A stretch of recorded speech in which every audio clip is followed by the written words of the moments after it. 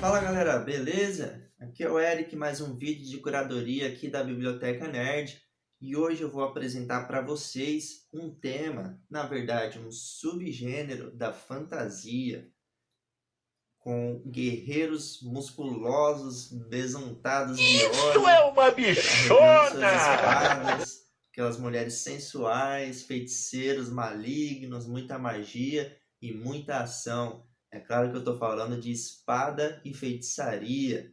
Então, vou explicar para vocês desde a origem, criação, até as melhores obras e, claro, os melhores quadrinhos relacionados a esse tema. Então, roda a vinheta aí.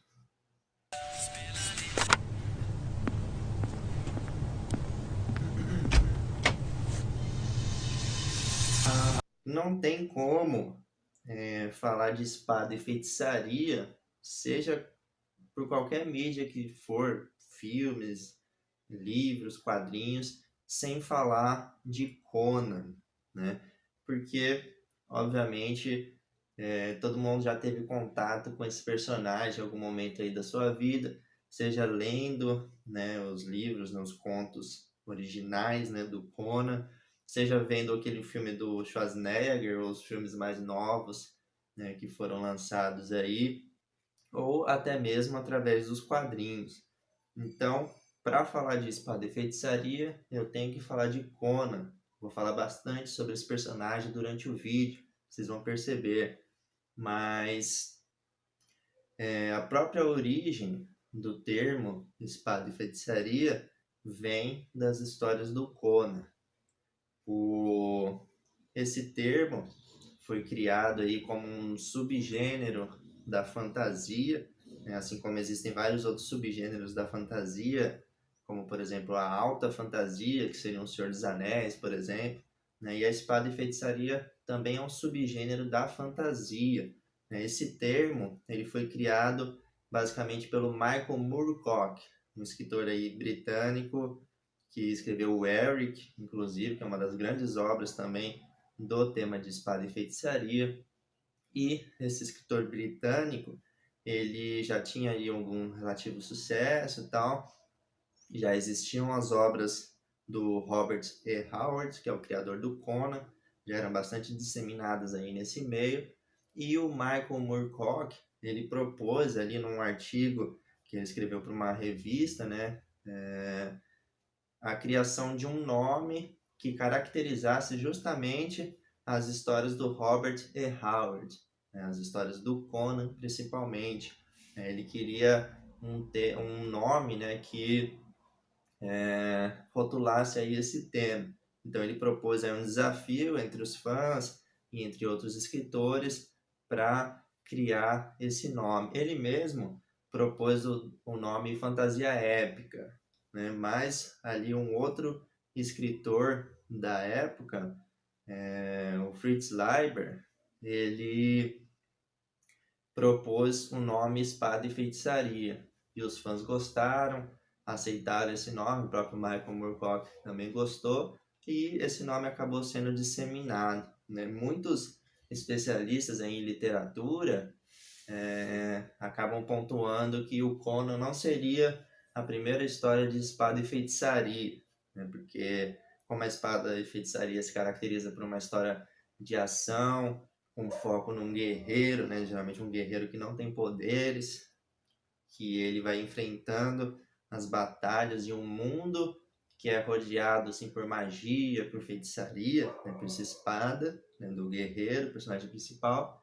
e a feitiçaria que permeia aquele mundo onde ele vive, né? Geralmente os vilões são os feiticeiros, a magia geralmente é relacionada a coisas malignas. Esses especialistas falam que existiam outras histórias antecessoras, né, ao Conan, que já tinham exatamente esse mesmo tema, que poderiam ser classificadas como espada e feitiçaria. Mas como o termo, né, como eu acabei de falar, foi criado justamente para caracterizar as histórias do Robert E. Howard, né, as histórias do Conan, principalmente, então o mais aceito aí pela comunidade literária e tudo mais é que o Conan realmente foi o primeiro personagem, a primeira história de espada e feitiçaria, né? Que a espada e feitiçaria, no caso, então, teria sido criada pelo Robert E. Howard, beleza? Bom, agora eu vou passar aí, né, para a história da espada e feitiçaria até que ela chegasse nos quadrinhos, né, que é o tema principal aqui do vídeo, o tema principal do canal e da própria Biblioteca Nerd, né? Então, houve os livros, né, os contos, na verdade, aí do Conan, foram o próprio Robert E. Howard, tinha outros personagens como o Rei Cool, outros personagens aí como o Solomon Kane, por exemplo. Surgiu o Eric, também do Michael Moorcock, em 61, já um pouco mais pra frente aí, que também foi um personagem bem aclamado aí pela crítica e pelos fãs desse gênero. E foram surgindo outras histórias aí de espada e feitiçaria, até que essa cultura se disseminou até para o cinema, com o filme do Schwarzenegger, né, como eu falei no começo do vídeo, e chegou também nos quadrinhos, né, como não podia ser diferente, através do Conan. Mais uma vez, a Marvel Comics, ela decidiu começar a publicar quadrinhos do personagem, né, quadrinhos do Conan. E eles chamaram, né, o roteirista Roy Thomas, que já era um cara aí bem conceituado aí no meio dos quadrinhos, para escrever o personagem, né, numa série aí contínua do Conan nos quadrinhos. E aí surgiu a Espada e Feitiçaria dentro dos quadrinhos. O Conan ele foi publicado aí muitos anos pela Marvel, ele teve uma série de publicações diferentes, né? Teve a série A Espada Selvagem de Conan, que foi a mais longeva aí, né, desse período de publicações da Marvel, mas teve outras publicações também, inclusive gerou spin-offs, por exemplo, da Red Sonja, que é um personagem bem conhecido aí também do universo do Conan, que na verdade surgiu nos quadrinhos, né? Na verdade, ela é inspirada num personagem que já existia nas histórias do Robert E. Howard, que era a Red Sonja, né? E aí o Roy Thomas trouxe essa personagem, fez modificações, deixou ela mais quadrinesca, vamos dizer assim, né? E transformou ela na Red Sonja, que a gente conhece hoje. Então, também teve crossovers com o Eric, por exemplo, nos próprios quadrinhos. Inclusive, o próprio Eric teve uma minissérie ali, né, uma série mais curta dele ali nos quadrinhos, né? Ele era bem descaracterizado com relação ao personagem original, mas teve seu relativo sucesso ali. E a Marvel publicou durante anos aí o personagem. E isso gerou para a Marvel também um interesse em criar outras histórias, outros personagens dentro dessa temática. Inclusive no selo Marvel Epic, que era um selo adulto da Marvel na época, né, para histórias fora assim da temática de super-heróis, foram criadas histórias como Marada, Mulher Lobo e Dragão Negro, por exemplo, que foram recentemente publicadas aí pelo Pipoca e Nanquim, com a dupla criativa Chris Claremont e John Bolton, que já era uma dupla criativa de peso aí para a época. Eles colocaram justamente para escrever histórias de espada e feitiçaria, para você ver como que o tema já era bem recebido aí pelos fãs, né? Anos mais tarde aí a Marvel acabou deixando o Conan de lado, caiu no limbo aí dos quadrinhos e a Marvel acabou perdendo os direitos de publicação do personagem, né? Se não me engano, em 2003, a Dark Horse conseguiu os direitos do personagem e começou a publicar histórias também, né? Uma série aí do Conan.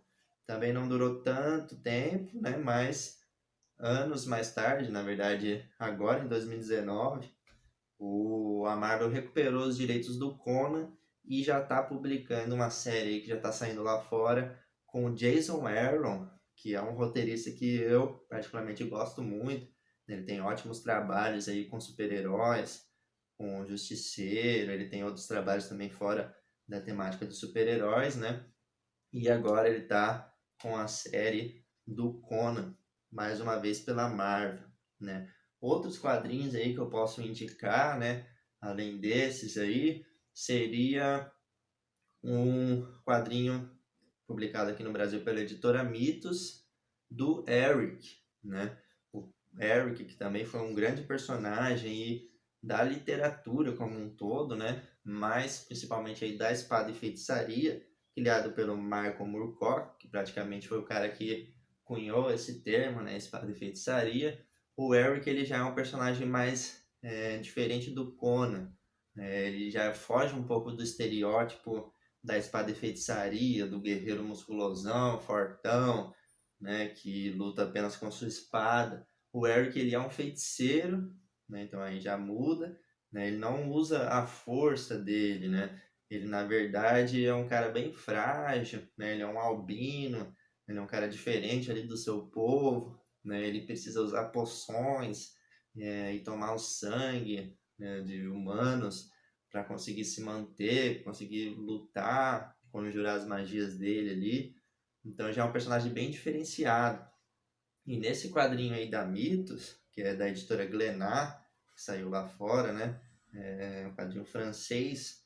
A gente teve uma coisa muito legal, assim, muito diferente, né, no meio dos quadrinhos, que foi o seguinte: para fazer essa adaptação do Eric para os quadrinhos, a editora Glénat, ela não só escolheu uma dupla criativa, né, um roteirista e um desenhista para escreverem o personagem.